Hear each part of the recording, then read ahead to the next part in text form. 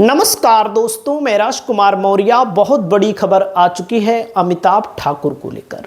दोस्तों, अमिताभ ठाकुर पूर्व के आईपीएस रह चुके हैं।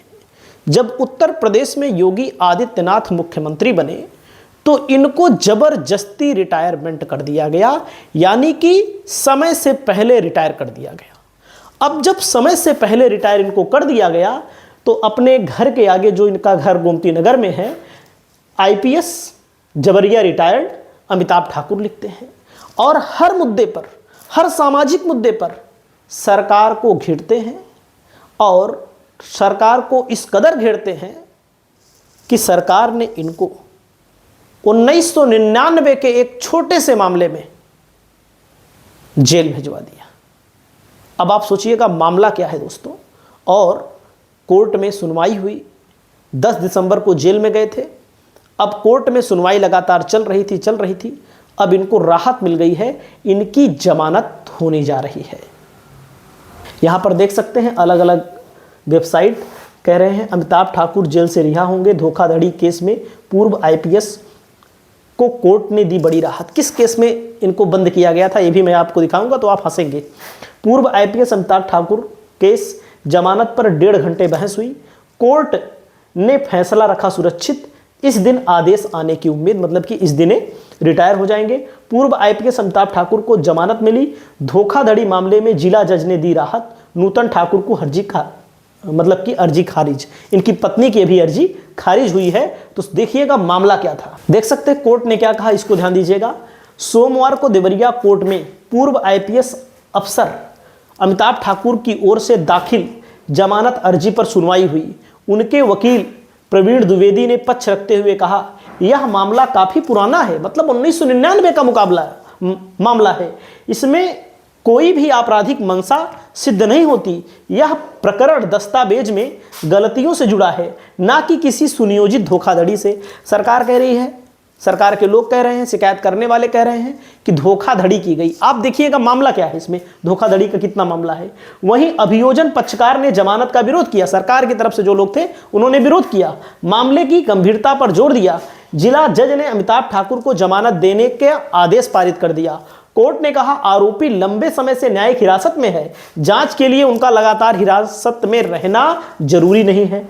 दोस्तों, मामला क्या था ध्यान दीजिएगा, इसको ध्यान दीजिएगा। इसी मामले में अमिताभ ठाकुर की पत्नी नूतन ठाकुर की अग्रिम जमानत को रद्द कर दिया गया, खारिज कर दिया गया। यानी अब साफ हो गया है कि नूतन ठाकुर को अब राहत के लिए हाई कोर्ट का दरवाजा खटखटाना पड़ेगा। ऐसा ना करने पर उनकी भी गिरफ्तारी हो सकती है, यानी कि इनकी पत्नी की भी गिरफ्तारी हो सकती है। अब यहां पर मामला समझिएगा।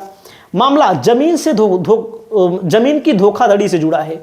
1999 का मामला है, जब अमिताभ ठाकुर देवरिया में एसपी के पद पर तैनात थे।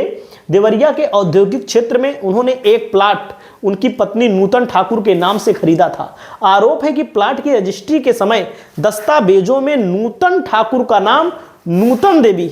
अब आप सोचिए, दस्तावेज में गलती हो गई। दस्तावेज में गलती कैसे होती है कोर्ट कचहरी में, आप सबको पता है। नूतन देवी कर दिया, जबकि पति का नाम अमिताभ ठाकुर की जगह अभिजात दर्ज कराया गया। अब सोचिए,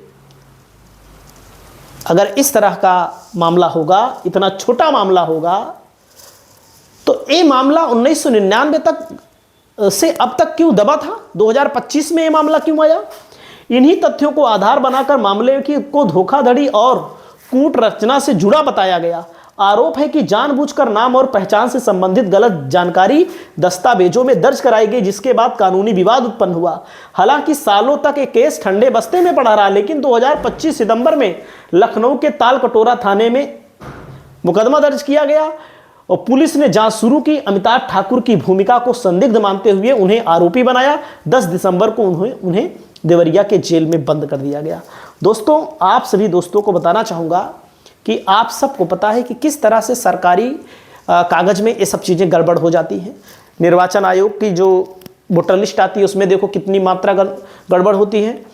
हमारा खुद का बेटा भी जन्म हुआ था, नाम उसमें जो था उसमें मौर्य ए लगाया ही नहीं गया अस्पताल की तरफ से, उसको अपडेट कराने के लिए दिया गया। आप सोचिएगा सरकारी लोग कैसे गलती करते हैं। 26 साल पुराने प्लाट आवंटन मामले की पूरी स्क्रिप्ट यही है। और आप सबको पता है ये सारा मामला है उत्तर प्रदेश में कोडीन कफ सिरप को लेकर के।